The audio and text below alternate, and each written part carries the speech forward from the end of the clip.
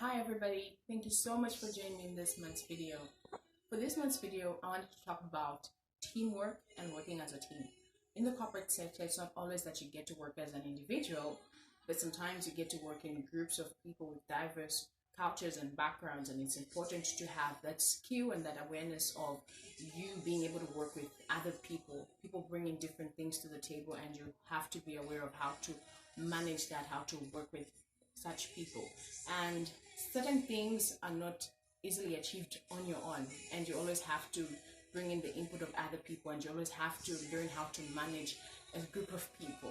So I want to share a few experiences. I want to share a few tips on how it is that you can work as a team. So firstly, we're going to talk about emotional intelligence. Not everybody is at the same emotional level as you are. Sometimes you might be more mature than the people you're working with, and you always have to be aware of what ticks them, what makes them happy, what makes them sad, what motivates them. You always have to be aware of what your team needs are, what your team wants are, how to differentiate the two, and how to achieve what you want to achieve as a team whilst being productive. So emotional intelligence is quite important because every human has some human element of them being emotional. You always have to know what it is that you can do to provoke your teammates to do more, what it is that you can say to help them to achieve more. So emotional intelligence is very important. It prevents a few petty fights because you'll be able to understand the situation, assess the situation from the other person's perspective. And also it just puts you in a perspective where you are aware of your own emotions. Secondly, you always have to be reliable. As a team member, be a person that's reliable. When you have a deadline to meet that deadline. You know, people are relying on you. The success of the team relies on you. And no matter how small or petty your task is, do it diligently. Make sure you achieve it, because at the end of it all, you're not only affecting yourself, you're affecting other team members.